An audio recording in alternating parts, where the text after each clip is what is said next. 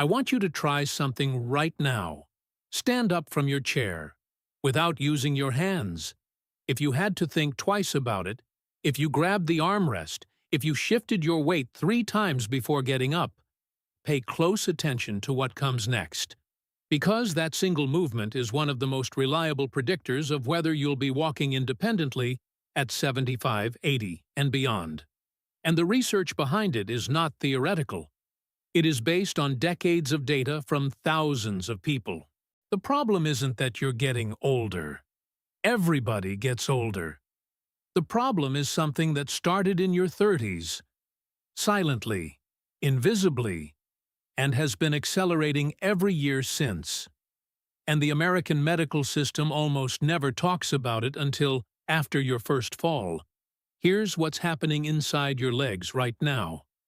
Starting around age 30, the human body begins losing muscle mass at a rate of 3 to 5% per decade, quietly, without symptoms, without an alarm.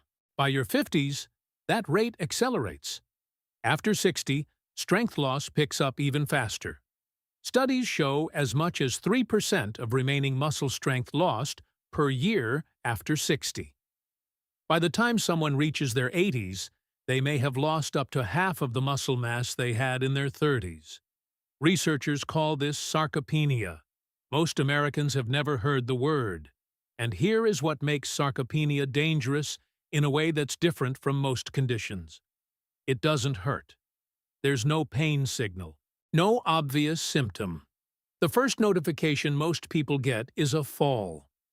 1 in 3 Americans over 60 falls at least once per year. Falls are the leading cause of injury-related death in people over 65 in the United States. More than 300,000 Americans are hospitalized for hip fractures every year.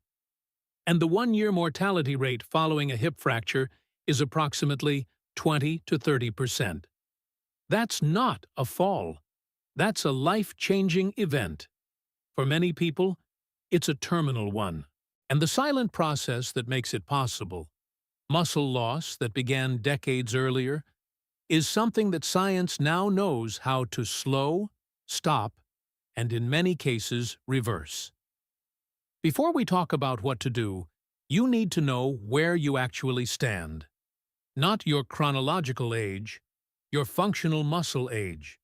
These 3 tests take under 5 minutes combined. You need a chair and a wall. No equipment. No gym.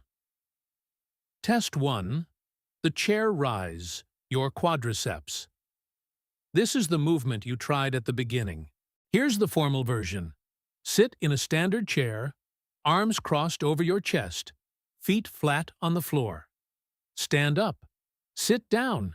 Repeat, and count how many times you can do it in 30 seconds. The CDC uses this exact test as part of its fall risk assessment. Here's what the numbers mean. If you're 60 to 64 years old, below 14 reps for men, below 12 for women, signals elevated fall risk.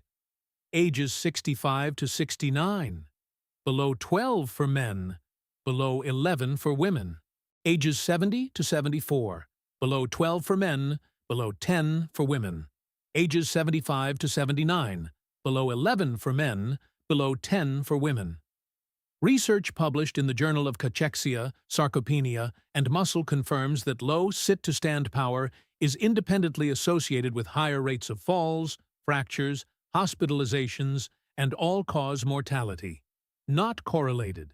Independently associated, even when controlling for age, sex, and other health conditions.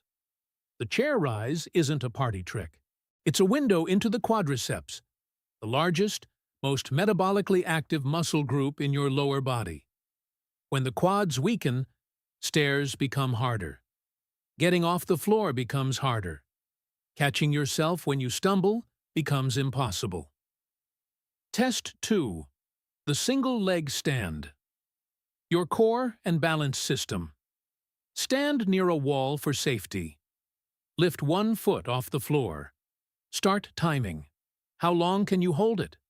Research on balance and fall risk uses 10 seconds as a clinically meaningful threshold. If you can't hold a single-leg stance for 10 seconds with reasonable stability on either side, your balance system has weakened beyond a point that significantly increases fall risk. What this test is actually measuring is not just leg strength. It's the integrated communication between your muscles, your inner ear, and your nervous system, the full proprioceptive network that catches you when you stumble. That network degrades with muscle loss and inactivity. The single-leg stand exposes it directly. Test 3. The heel raise, your calves and fall-breaking system. Stand facing a wall, hands lightly resting on it for balance only.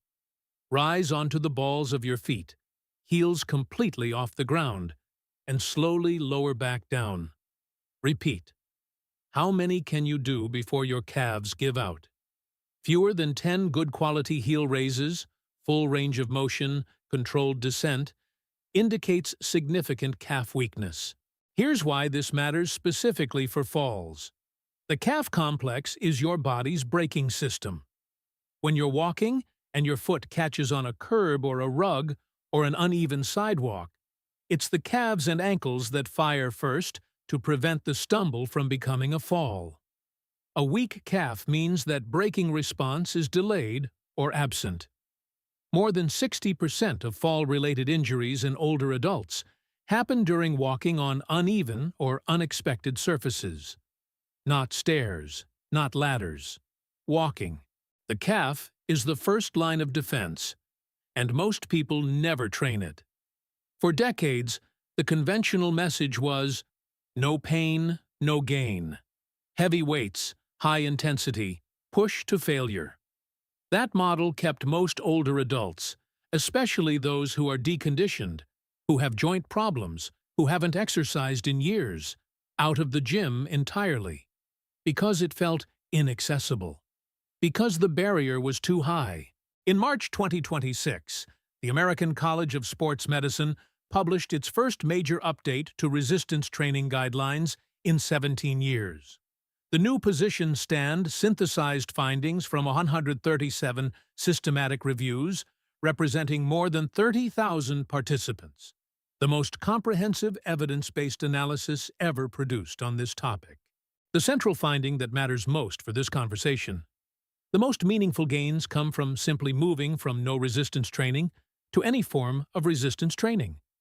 Not heavy, not painful, not complex. Any form. Body weight. Resistance bands. Light dumbbells. The exercises in your own living room. All of it produces real, measurable improvements in muscle strength, function, and fall prevention, especially in people who are starting from a low baseline. The guidelines specifically confirmed 2 movements as particularly efficient for older adults. The squat pattern, which your chair rise replicates, and the calf raise. Compound, functional, everyday movements. The exact ones in your tests. The 2026 guidelines also buried a myth that has been hurting a lot of people over 60. The idea that training to failure is necessary for results. It is not. Stopping 2 repetitions before your limit, what exercise scientists call reps in reserve, produces equivalent or superior results in older adults, with dramatically lower injury risk and dramatically higher long-term compliance. The barrier was never age. The barrier was bad information. Here is what the science says is sufficient to stop and partially reverse sarcopenia without a gym, without heavy equipment, and without pain. The foundational principle, 2 sessions per week, all major muscle groups. That's the ACSM 2026 recommendation. Not 5 days a week, not daily. Twice a week, consistently. The 3 movements that address what the tests revealed. Movement 1. Chair rises with a slow descent. Stand from your chair without using your hands. Sit back down slowly. Take 3 to 4 seconds to lower yourself. That slow descent, the eccentric phase, is where the majority of strength development happens. Research on older adults consistently shows that slow, controlled lowering builds more functional strength than fast, explosive movements. Start with 3 sets of 8 to 10 repetitions. When 10 becomes easy, make it harder. Hold light weights at your sides or slow the descent to 5 seconds. Movement 2. Heel raises on a step. Stand on the edge of a step, heels hanging off. Rise fully onto the balls of your feet. Lower slowly until your heels drop below the step level. This full range of motion is what makes the exercise effective. Without the drop below step level, you're only training half the muscle. 3 sets of 10 to 15. When that becomes easy, move to single-leg heel raises. Movement 3. Single-leg balance practice. Stand near a wall. Lift 1 foot and hold. Every day. Not just twice a week. Daily.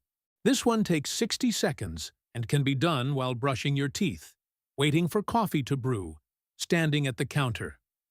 The research on balance training shows consistent improvement within 4 to 6 weeks of daily practice.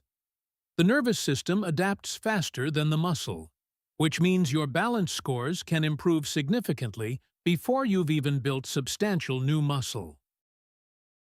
The invisible habit that works twice a day without trying.